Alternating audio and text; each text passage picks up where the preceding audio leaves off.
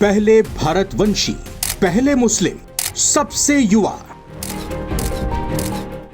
Zohran Mamdani की क्या है कहानी?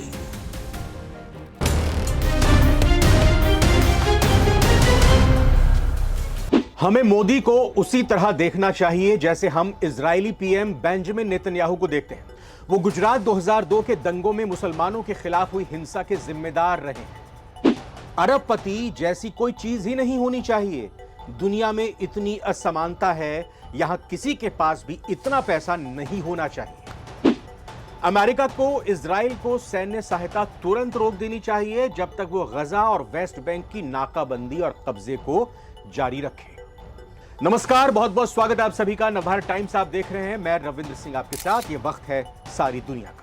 ये तीनों चर्चित बयान भारतवंशी जोहरान ममदानी ने पिछले 6 महीने में दिए हैं, जिन्होंने सुर्खियां बटोरी। ममदानी डेमोक्रेटिक पार्टी से न्यूयॉर्क सिटी में मेयर पद के उम्मीदवार हैं। कई सर्वेज में ममदानी जीत के सबसे बड़े दावेदार हैं, लेकिन राष्ट्रपति ट्रंप ने चेतावनी दी है वोटर्स को कि अगर ममदानी चुनाव जीत जाते हैं तो न्यूयॉर्क को मिलने वाली फंडिंग, न्यूयॉर्क को मिलने वाला पैसा कम कर दिया जाएगा। तो क्या ममदानी पिछले 100 सालों में न्यूयॉर्क के सबसे युवा, पहले भारतवंशी और पहले मुस्लिम मेयर बनेंगे? बात आज इसी पर करते हैं। पूरी दुनिया की नजर अमेरिका के सबसे बड़ी आबादी वाले शहर न्यूयॉर्क पर टिकी है, जहां मेयर चुनाव के लिए मंगलवार 4 नवंबर को वोटिंग इस वक्त चल रही है। रिजल्ट भी मंगलवार रात या बुधवार सुबह तक आ जाएंगे। हो सकता है 1 हफ्ता भी लग जाए। अब आप ये वीडियो देख रहे होंगे जिस वक्त, तब तक शायद चुनाव के नतीजे आ भी जाएं, लेकिन यह बात जाननी आप लोगों के लिए भी जरूरी है कि आखिर ममदानी दुनिया के सबसे धनी शहर के मेयर की पद की दौड़ में सबसे आगे कैसे रहे। सबकी जुबान पर बस यही सवाल है कि क्या चुनाव जीतने की रेस में सबसे आगे चल रहे भारतीय मूल के डेमोक्रेटिक उम्मीदवार जोहरान ममदानी एक इतिहास रचने जा रहे हैं, या फिर जो हवा बनी है वो सिर्फ सोशल मीडिया का ही दिखावा भर है। ममदानी की मां फेमस भारतीय अमेरिकी फिल्म निर्माता मीरा नायर, जिन्होंने मॉनसून वेडिंग और द नेमसेक जैसी फिल्मों के लिए काम किया है, या कहें कि उन्होंने ये फिल्में बनाई हैं। हालांकि ममदानी की यह हवा अमेरिकी राष्ट्रपति ट्रंप और दुनिया के सबसे अमीर शख्स एलन मस्क को रास नहीं आ रही। कमाल है कि अमेरिकी राष्ट्रपति न्यूयॉर्क शहर के मेयर चुनाव के लिए अपनी पार्टी के उम्मीदवार कर्टिस लीवा को भी समर्थन देने की जगह रेस में दूसरे नंबर पर दिखाई दे रहे निर्दलीय उम्मीदवार और न्यूयॉर्क के पूर्व गवर्नर एंड्रू कुओमो को समर्थन किया है। ट्रंप ने इस भी धमकी दी है कि अगर ममदानी को मेयर बनाया गया तो वो न्यूयॉर्क की फंडिंग रोक देंगे। अक्सर न्यूयॉर्क को अपना पहला घर बताने वाले ट्रंप ने चेतावनी दी कि अगर 34 साल के ममदानी मेयर चुनाव जीतते हैं तो यह पूर्ण और संपूर्ण आर्थिक और सामाजिक आपदा होगी। दुनिया का सबसे ताकतवर शहर है न्यूयॉर्क। पहले इसको समझने की कोशिश करते हैं, फिर यह बात करेंगे कि आखिर ममदानी रेस में आगे कैसे रहे। न्यूयॉर्क सिटी को अमेरिका का दिल कहा जाता है। यहां का मेयर होना सिर्फ एक शहर का मुखिया बनना नहीं है, बल्कि यह अमेरिका के सबसे प्रभावशाली राजनीतिक कुर्सियों में से एक पर बैठने जैसा है। यही वजह है कि इस चुनाव पर दुनिया भर की निगाहें हैं। न्यूयॉर्क की सालाना जीडीपी करीब 2.3 ट्रिलियन डॉलर है। न्यूयॉर्क का मेयर शहर के प्रशासन, पुलिस, ट्रांसपोर्ट, हाउसिंग, एजुकेशन और हेल्थ सिस्टम पर पूरा कंट्रोल रहता है। न्यूयॉर्क सिटी का अपना अलग बजट 100 अरब डॉलर से भी ज्यादा है। नियम कानून भी अपने हैं। मेयर ही तय करते हैं कि टैक्स का पैसा कहां खर्च होगा, कौन सी नीतियां लागू होंगी और शहर किस दिशा में आगे बढ़ेगा। यानी कि यह एक मिनी प्रधानमंत्री जैसा रोल है, और इसीलिए ट्रंप नहीं चाहते कि ममदानी चुनाव जीते। न्यूयॉर्क सिटी को अमेरिका की आर्थिक राजधानी भी कहा जाता है, जैसे हमारे देश में मुंबई को कहा जाता है। यहां वॉल स्ट्रीट है, दुनिया का मीडिया कंपनीज हैं, और संयुक्त राष्ट्र मुख्यालय भी, यानी यूनाइटेड नेशंस का मुख्यालय भी यहीं पर है। इसीलिए मेयर के फैसले सिर्फ शहर नहीं बल्कि अंतर्राष्ट्रीय स्तर पर असर डालते हैं। न्यूयॉर्क सिटी के मेयर अक्सर राष्ट्रीय राजनीति के बड़े चेहरे बन जाते हैं। तभी तो माइकल ब्लूमबर्ग न्यूयॉर्क सिटी के मेयर पद से राष्ट्रपति पद तक पहुंचे। जीतने के लिए चुनाव में 50% वोट हासिल करने जरूरी हैं। आइए अब इस सिस्टम को समझते हैं। न्यूयॉर्क सिटी में रैंक चॉइस वोटिंग सिस्टम लागू होती है। इसमें वोटर तीनों उम्मीदवारों जो इस वक्त मौजूद हैं मैदान में पसंद के क्रम में अपनी रैंकिंग देते हैं, 1 2 3। कुछ इसी तरह से जैसे हमारे देश में उपराष्ट्रपति का चुनाव हमारे संसद के दोनों सदनों के सांसद करते हैं। अब आते हैं, इसी की बात करते हैं न्यूयॉर्क मेयर चुनाव की। जी हाँ, अगर किसी को वोटर को पहली पसंद में 50% वोट नहीं मिलते हैं तो सबसे कम वोट पाने वाला बाहर हो जाता है और उसके बाद वोट दूसरी पसंद के आधार पर बांटे जाते हैं, यानी सेकंड चॉइस जिसको ज्यादा मिलेगी, 50% से ज्यादा मिलेगी, तब होता है। यह तब तक चलता रहता है जब तक कोई उम्मीदवार 50% से ज्यादा वोट नहीं पा लेता है।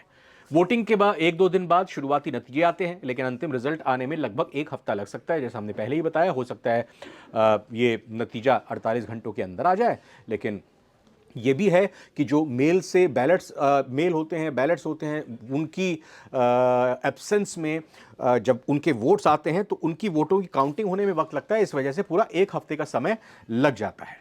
न्यूयॉर्क मेयर पद के लिए 3 दावेदार, जी हां, 3 दावेदार कौन कौन है, ममदानी किस किस के सामने खड़े हुए हैं, आइए उनकी भी बात करते हैं। ममदानी की जीत के रास्ते में 2 लोग खड़े हैं। न्यूयॉर्क के पूर्व मेयर एंड्रू कुओमो, खुद भी डेमोक्रेटिक पार्टी से हैं लेकिन निर्दलीय चुनाव लड़ रहे हैं। कुओमो का कहना है कि ममदानी की नीतियां इतनी खतरनाक है कि अगर वो जीते तो शहर में चल रहे बिजनेस तबाह हो जाएंगे। इसके जवाब में ममदानी उन्हें ट्रंप की कठपुतली तक करार दे चुके हैं। ममदानी के दूसरे विरोधी रिपब्लिकन उम्मीदवार कर्टिस स्लीवा हैं। वो ममदानी और कुओमो दोनों को शहर के विकास का विरोधी बता चुके हैं।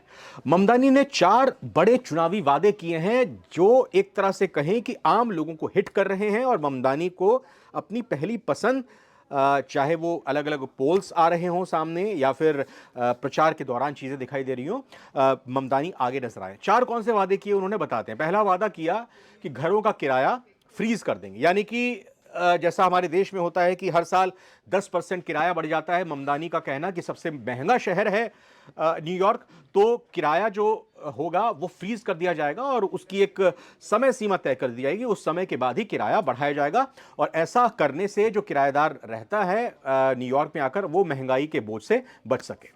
दूसरा वादा उन्होंने किया कि सभी के लिए फ्री बस सर्विस की शुरुआत होगी। कामकाजी तबका जो है और जो छात्र हैं, इससे राहत मिलेगी जब उनको आने जाने में फ्री यात्रा करने का मौका मिलेगा, अवसर मिलेगा।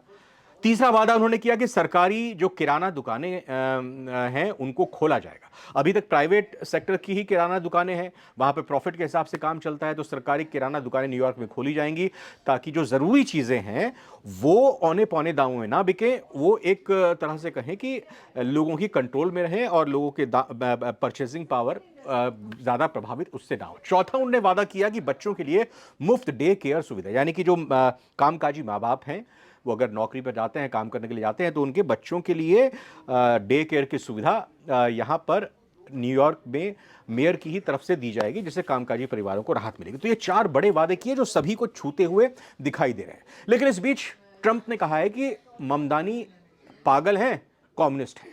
ममदानी का चुनावी एजेंडा सीधा आम लोगों की जेब और उनकी रोजमर्रा के जीवन से जुड़ा है और ये वादा कर रहे हैं कि न्यूयॉर्क का ऐसा शहर बनाया जाएगा जहां हर व्यक्ति सम्मानजनक और सुरक्षित जीवन जी सके। ममदानी ने यह भी कहा कि इन योजनाओं के लिए फंडिंग बड़े कॉरपोरेशंस और शहर के अमीर तबके पर नए टैक्स लगाकर किए जाएंगे। उनका यह अनुमान है कि इससे करीब $9 अरब जुटाए जा सकते हैं। फंड की कोई दिक्कत नहीं आएगी। इन टैक्सों के लिए ममदानी को न्यूयॉर्क स्टेट असेंबली और गवर्नर कैथी हॉचुल का समर्थन चाहिए होगा। गवर्नर ने उनका समर्थन तो किया, लेकिन कहा कि वो इनकम टैक्स बढ़ाने के पक्ष में नहीं है, इससे ऊंचे तबके पर दबाव पड़ेगा। हालांकि अमेरिकी राष्ट्रपति ट्रंप ममदानी की नीतियों से खुश नहीं दिखे, उनके वादों से खुश नहीं नजर आए। जोहरान ममदानी को पागल कम्युनिस्ट करार दे चुके हैं। वो कह चुके हैं कि अगर ममदानी जीते तो शहर की फंडिंग रोक देंगे। ममदानी के वादों से शहर के कारोबारी भी परेशान हैं।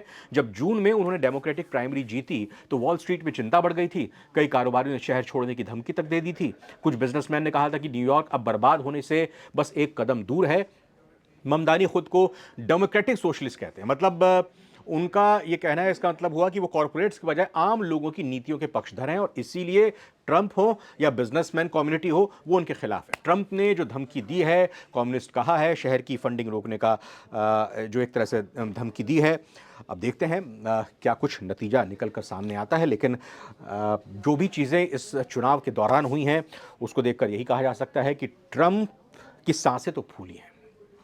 ट्रंप को चुनौती तो पेश ममदानी की तरफ से की गई है।